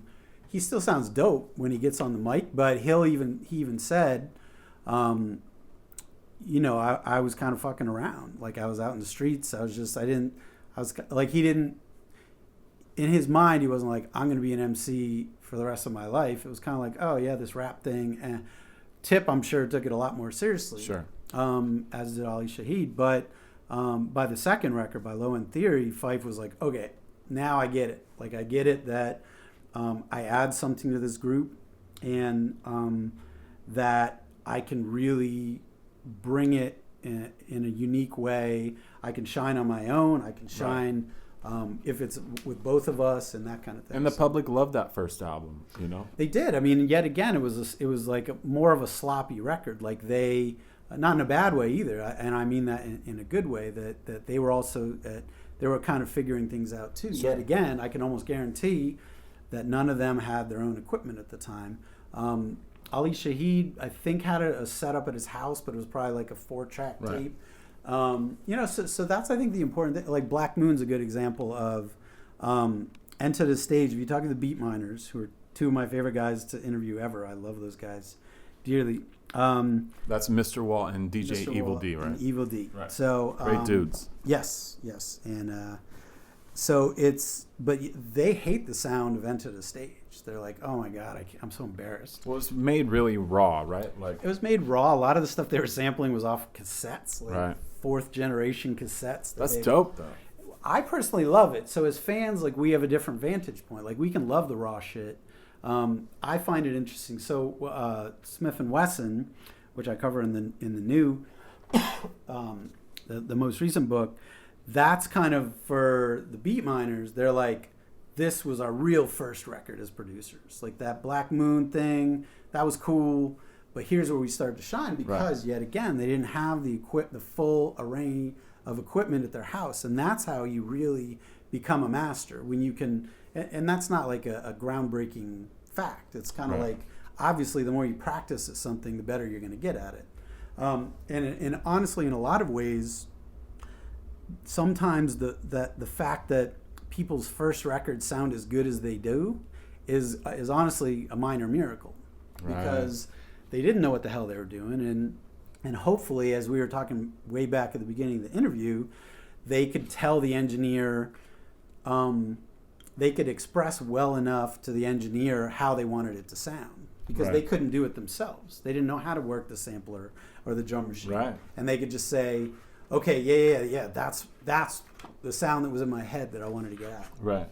Did you interview Professor X when you did the X Clan? I did. Thing? I did. Yeah, that was another kind of legend who's passed on since. So I'm definitely very sad when people pass, but also glad that I've had the opportunity to kind of document their story. He was a cool. I got to be friends with him shortly before he passed away. He was a cool guy to me. We never really had a chance to get too tight, and we were going to do some shows or do something, and it just never came together. But I've always been a huge fan of that group, and the style of song making is super unique. They were a truly bizarre group, because there were 2 elders in the group and 2 young guys. That's right. So they had, what's the makeup again of the group? Paradise and Professor X were kind of more producers, big picture guys. Professor X obviously rhymed on occasion, but Brother J was a young kid, I think 17 years old. Also came up kind of through the Jungle Brothers organization as well. Was affiliated, but he was the star MC. But it was usually you have kind of people in a group who are peers, who you went to high school with, or you're all the same age. Even with like Public Enemy, they were all older but the same age. Yeah. X Clan was literally, which makes sense within the kind of context of that group of kind of black nationalism. Sonny Carson obviously was Professor X's father, he was Lumumba Carson. So within that, elders clearly are very important. So it did actually make sense. Right. I think as the group went on, it became a little bit more of a sticking point, in that Brother Jay was like, I'm a young guy, I want to do this. And they were like, no, I think you should do this. So the thing to keep in mind, and it's definitely in no way unique to X Clan, but the fact that a group like De La Soul, Public Enemy, Tribe, at least were last year, still around, talking to each other, making music together and touring is a miracle. Like, it's almost impossible, because very few groups stay together past 1 or 2 albums, and that's not specifically to hip hop is what you're kind of shedding light, or maybe not necessarily. Not even, but I think it happens in hip hop maybe more than like rock. Or maybe we're just more aware of those like groups that did 1 or 2 albums. But I think you have to keep in mind that there's certain members of your family you don't talk to all the time either. Right. Or like, are you still tight with everyone in college or high school that you hung out with? No. Right. So people grow apart, and they, let's take your high school friends, for example. There's no money involved. You weren't business partners, So it's hard enough to still like those guys who you were hanging out with 20 years ago. For me, more than 20 years ago. But when money comes into it, and contracts and lawyers, like that creates a lot of extra gasoline on a fire that if there are little rifts, they become very big very quickly. So it's important to recognize that not every group is meant to stay together forever, and that so we have to appreciate the ones that were together for even one or two albums, So anyways, X-Clan was a group that they certainly didn't grow up together. So the other thing about Paradise and Lumumba, Professor X, is that they were a big part of the Latin Quarter, which was and Paradise actually with a friend of mine who's a journalist in Italy, Giuseppe Pipitone, are about to put out a Latin Quarter book. That's amazing. On Wax Poetics. The Latin Quarter, for people that might not know, especially if they're out of the New York area, was like a very pivotal nightclub, disco. It had a lot of seminal early hip-hop shows in the 80s and 90s. And what people might not know, too, is Professor X also managed groups. He managed King's Son, I know that. Yep. I don't know if he must have managed some other people, He actually managed an early... So for example, Pete Nice from Third Base was kind of managed by... Lumumba for a while, cool. Or kind of at least mentored by him. So Lumumba was Professor X was beyond him as even a producer, MC, or anything else within X-Clan. Was a mentor, was someone who created the Latin Quarter, which was right in the middle of Times Square. It was a club that was only really around for about 2 years. I mean, as the best ones always are, right? People think sometimes, so there were two clubs in the mid-'80s. There was Union Square and there was Latin Quarter that were kind of the two big. So Boogie Down Productions and Ultramagnetic would kind of have their first shows there. And the Latin Quarter was hugely important, and it didn't last long, but it was a safe place where... the other thing that a lot of people, and I personally wasn't there for it, but I've heard certainly enough stories, you have to keep in mind that when hip-hop guys started performing live in clubs, they were performing generally with rock sound guys who had no idea how to mic a drum machine and kind of even turntables, like, what the hell is that? And so frequently in the earliest shows, the sound was so bad you couldn't, like, the mic would be way too low or way too high, and it would sound like complete shit. So the Latin Quarter was obviously a place where maybe not the first or second show, but it was a place that regularly did hip-hop, so you could actually sonically have a good hip-hop show there. Groups like Stetsasonic performed there all the time, Eric B. and Rakim, Ultramagnetic, Schoolie D. So it was like a really important, it was an incubator.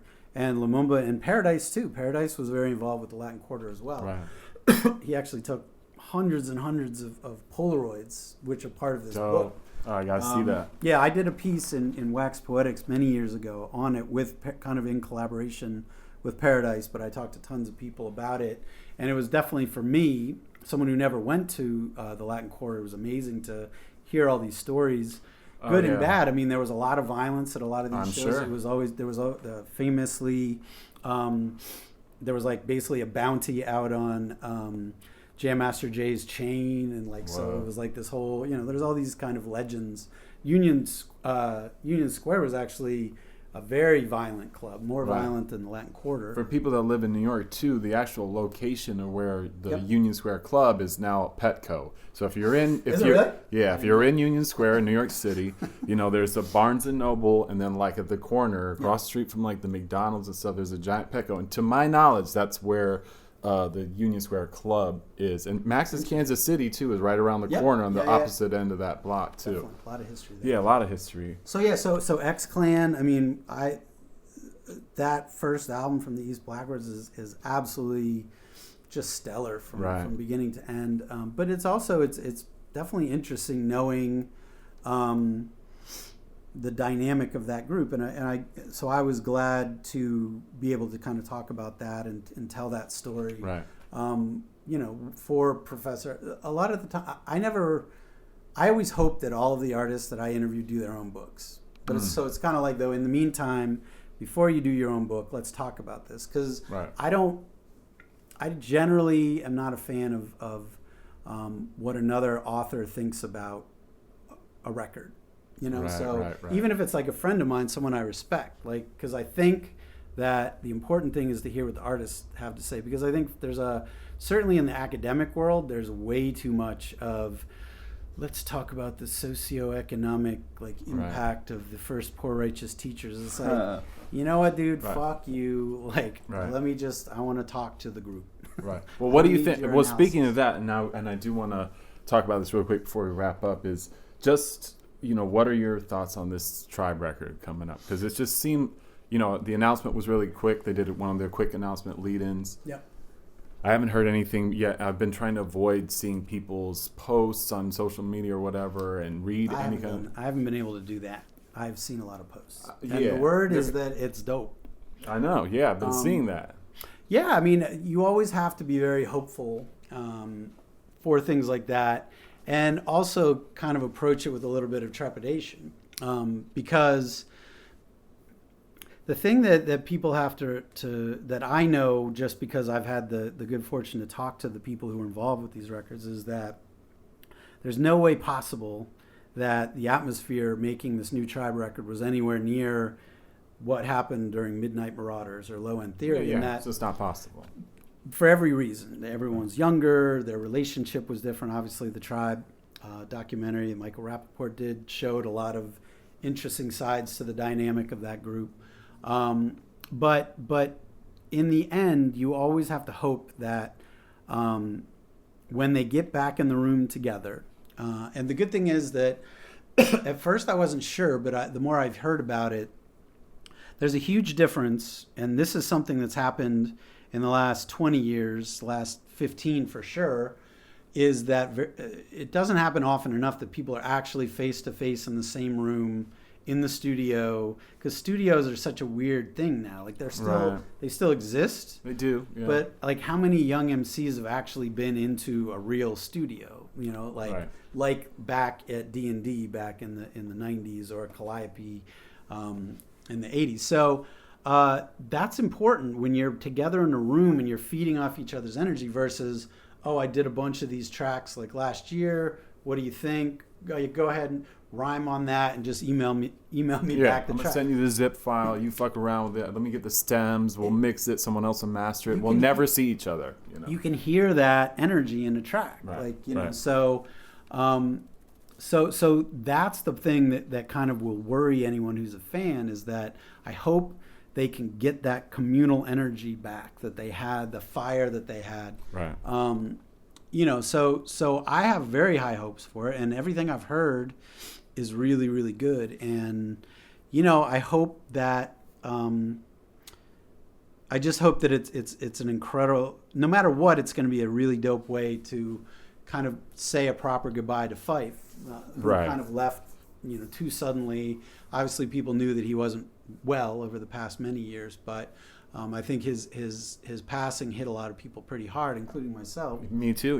We both Fife and I had kidney transplants too, so I connected with that. In fact, there was a moment right before they did the anniversary release party of People's Instinctive Travels. They did a party at Santos Party House here in New York, because he passed shortly thereafter that, and where I reached out to Ross Tarut and I wanted to do I pitched this to a magazine. It never got done because we just, scheduling wise, we couldn't do it. I wanted to do a round table type of thing.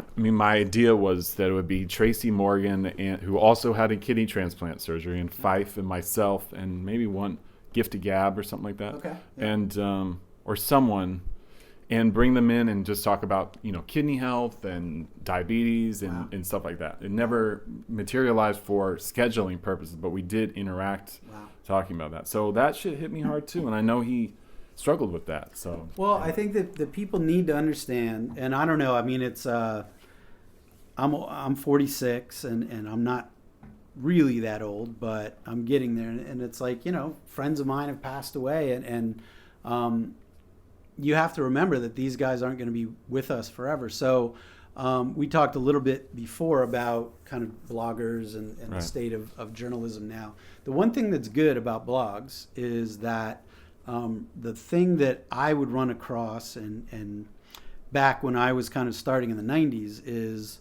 that there's just a finite number of pages, and because in XXL, for example, the stuff I was covering was not very sexy to a wider audience that XXL was trying to sell to. So they would put my classic material column way in the back with all the kind of booty videos, like ads and, you know, the stuff for fake gold chains and stuff like that. And it was fun because I was actually glad. I was just glad that they let me do it at all. But nowadays, like, you don't have to, there's no such thing, I guess, as a word count if you're assigned something for a blog. It's not That's like, true. I mean, they'll probably give you one, but if you hand in 1,000 words more, they're not going to be like, sorry, I mean, you're not asking for more money. So it does allow people to kind of reach out to people and document their stories in a way that wasn't always, I was always like aware that it was important. It was always important to me back in like the late 90s when I started kind of doing more serious kind of historical journalism of kind of talking to these artists about things they had done 10, 15 years ago, and this is 15 years ago, so now 30 years. For me, it was always important back then. I guess I didn't even realize as much how important it was to document these stories and that these guys weren't going to be with us forever. So I did a piece I'm very proud of about like Uncle Jam's Army in LA, which is one of the most underrated crews of all time.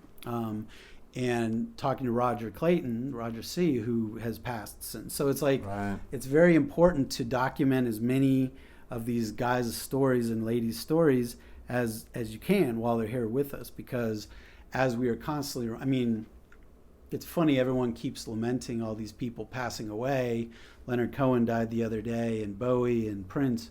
But, you know, I mean, you just have to, after a certain age, you just have to be glad that you're here and you wake up every day, and certainly that the people that you like. So is it sad that Leonard Cohen is gone? Sure. But is it tragic? No. Because he lived a really good, long life, and he did probably exactly whatever the fuck he wanted from an artistic standpoint, for sure, and never sold out. And I don't know if Leonard Cohen could have sold out. That wasn't really his thing. But so to me, it's definitely great.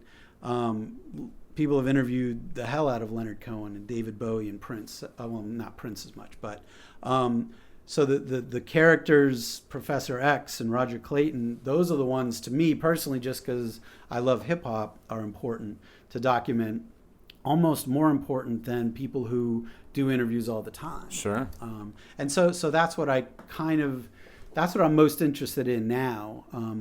Not from a book perspective. I mean, I may put out another book. I may not. It doesn't really matter to me. I mean, for people to know too, before we wrap it up, I mean, there's 3 big books that cover some timeless like art, you know, in the genre of hip hop, you know.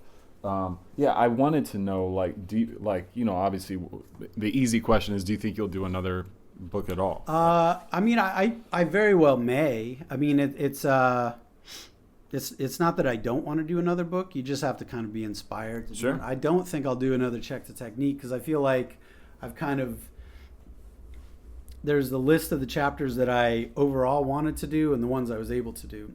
I think I was able to do most of them. And there were other ones that I wasn't able to do that just, I don't really consider them, I consider it almost like a kind of a fate, kind of, you know, cosmic type of thing. If chapters are supposed to happen, they're supposed to happen. No question. I mean, a lot of times the ones that I haven't been able to do, and it's not a coincidence that they're the biggest stars in 2016, not necessarily the biggest hip hop stars of the 90s, but you know, Dre, LL Cool J, Latifah, the people who have walls and walls of handlers around them to keep people like me away from them, because I'm not going to sell them any records. I'm just going to be a conversation they're really going to enjoy, but their manager or publicist doesn't give a shit about that. Right. And that's fine. Like, I don't get offended by it. I mean, it's too bad. But, you know, I mean, Dre, has Latifah done her own book? I don't know. So they'll do their own books. I'm not worried about it.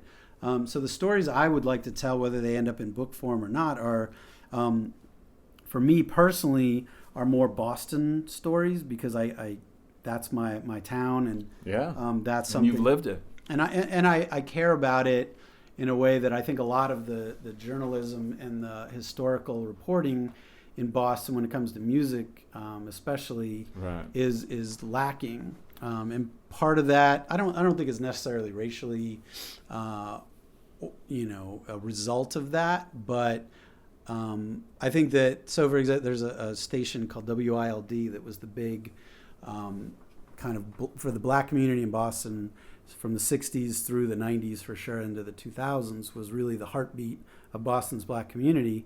And it went off the air, and people have kind of forgotten about it. And there's a really important story there to be told. So I've done a good amount of research on WILD, and I've been reaching out to some of the older DJs, because as I've become well aware in my personal life, but also in my journalistic life, it's like, if you get to be 70 or 80, that's incredible, and I hope you live to be 150, but you might not. So like, I'm starting with the oldest first. So that kind of stuff is important to me, and maybe I feel that the books that I've done and the work that I've done have kind of started to prepare me for doing things that are maybe less sexy, from a national possibly perspective. more personal.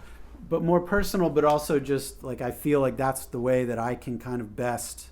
I feel like journalism and writing has given me a lot. You know, I mean, the best thing about the books to me is that I can sit down with you and have this incredible conversation, have an excuse to have a great conversation, whether it's with another artist or writer or someone else, and just kind of have that at least as the entree to give me a reason to talk to Fab Five Freddy or DJ Premier or anything like that. And so I'm really, really blessed. I mean, I don't make really a great deal of money from these books. I don't lose money, but I don't make a ton of money. And it's not about that to me.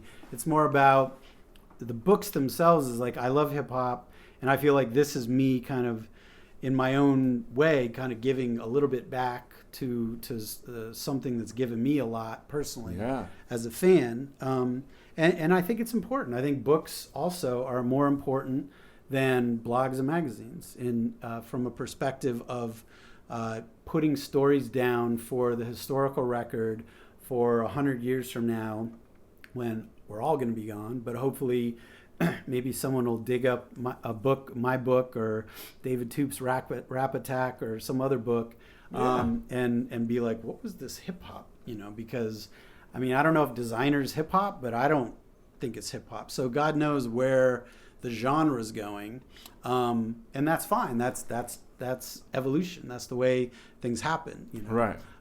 So it's important to get these stories down, and kind of going back to the comment I had before, getting them down from the artists. This is not what I think about these records. Yeah, the books aren't your opinions about these albums. You're talking to the people verbatim about like the experience and their thoughts on it, you know. And and they've told some of the stories before, like in magazines and stuff like that. But yet again, how many magazines that were around in the 90s are still here?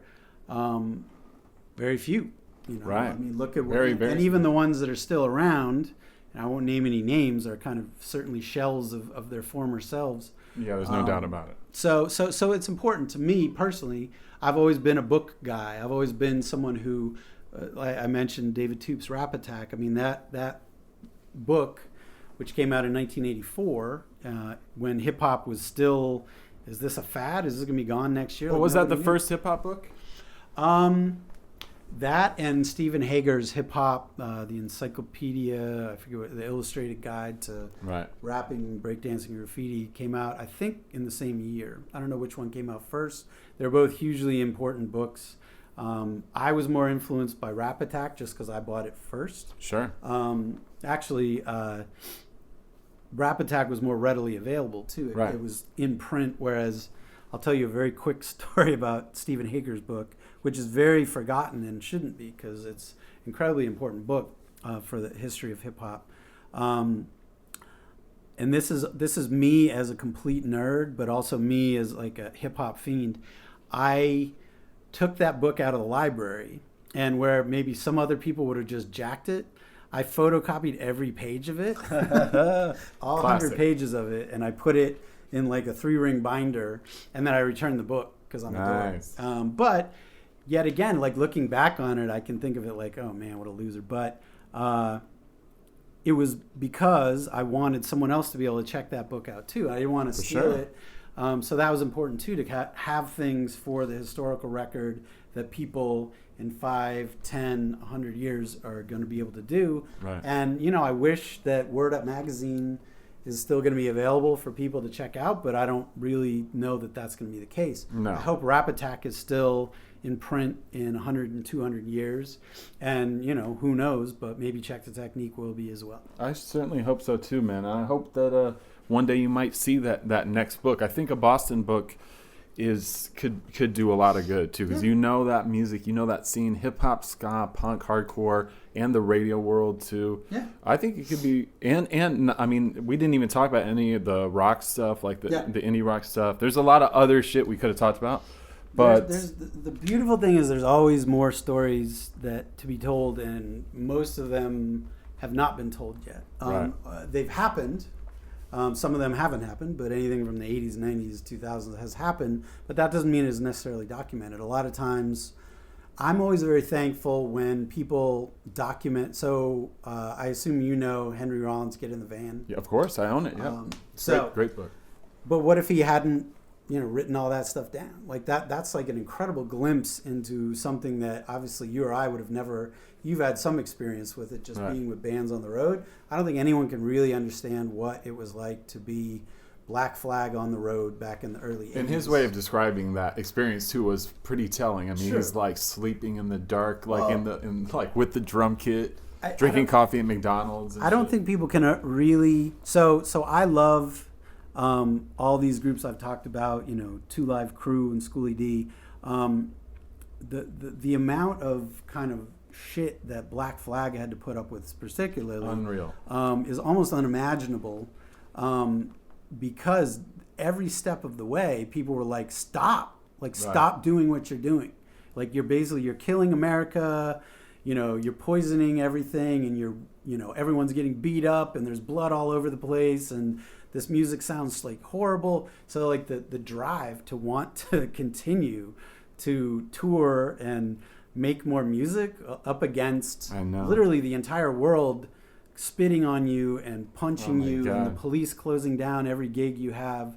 So that kind of stuff to me is inspirational. But beyond that, going back to the book, like I'm really glad that book exists, because those stories should be told, and they should be told by the people who were there doing them. So another book, if anyone out there is interested, a book that was influential to me was called Our Band Could Be Your Life. That Michael Azerrad did. Classic. It was actually very influential in Rakim Told Me. And I've had the pleasure of being able to tell Michael Azerrad that. Oh, that's awesome. It's a rock and roll tome. I mean, it's an amazing book. It is. It's basically all, the indie rock underground of the 80s, which was a big part of my life and a lot of people's lives. But it's also, yet again, told by the people who were there and who created it, versus Michael saying, well, I can imagine this is what was going on with the Minutemen and Mission of Burma and stuff like that. He's like, most of them obviously wish D. Boone was still around to talk about it from the Minutemen, but Mission of Burma is still around, so ask them, and Husker Du is still around, ask them. So that kind of stuff to me is really important, and I hope it continues.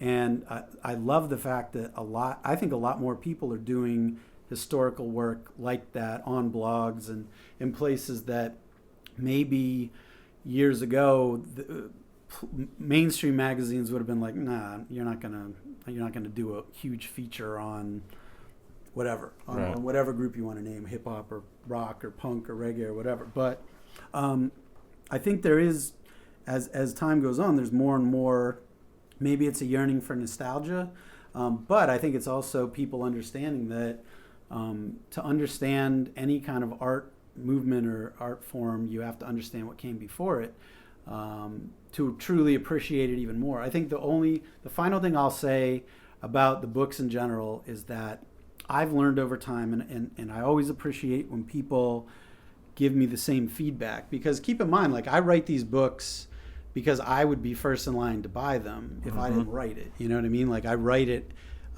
because I know that I hope other people feel the same excitement about hearing these stories. But it's basically, you think you can't like an album any more than you already do. So how many times have you listened to 3 Feet High and Rising by De La Soul? But when you read more about it, then it's kind of like, oh my God, it opens up all these doors. Like, oh my God, I never knew that about Say No Go. Or it's amazing to think that it's almost like a marathoner, going in. It's like mile 23, and you just find that extra gear you didn't think you had. Maybe that's a weird analogy, but it's kind of the same way that you're like, yeah, I mean, what are you going to tell me about Mobb Deep? Come on. Like, it's like, oh shit. Okay, I didn't know that. Yeah. So it can only make you appreciate an artist and an album more knowing stuff like this. So that's kind of why I do it, and that's the feedback I've gotten from a lot of people who read them, which I truly appreciate, and that's kind of, to me, like mission accomplished, So yeah, hell yeah. Well, I appreciate you and I appreciate your time, man. Thanks so much for coming through. On. It's always good to be on the house list. Yes, indeed. Thanks, man. Yes, y'all. Yes, y'all. That was my conversation with Brian Coleman. I want to send him a strong shout out. Good guy, good human being, great writer, great interviewer. And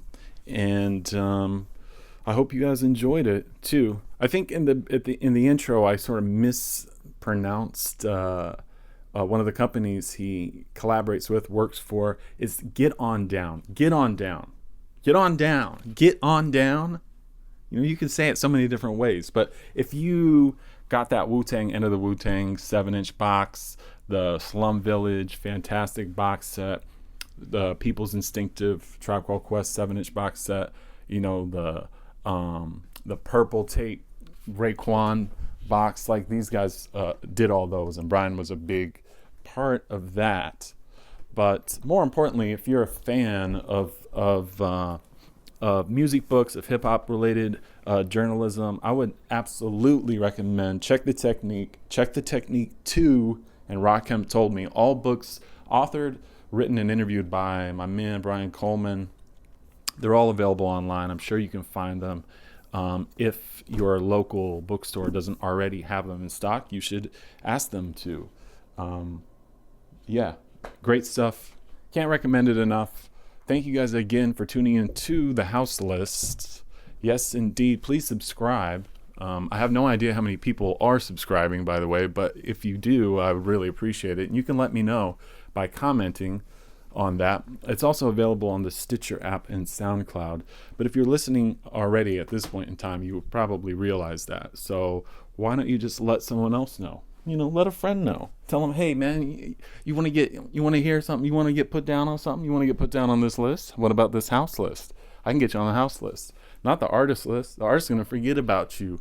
When it comes showtime, come doors, you're gonna be texting your friend when they're on stage, being like, "Yo, man, I'm not on the list. What's up? I thought you said you were gonna put me on the list, man." No? Oh, never mind. I'm on the house list. Exactly. So with that being said, thank you guys so much.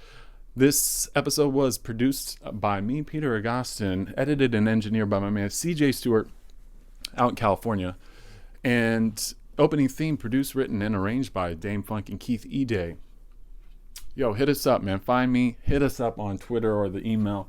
You can find it. It's not hard. And please subscribe. Until next week, y'all, I will catch you again up on this house list. Peace.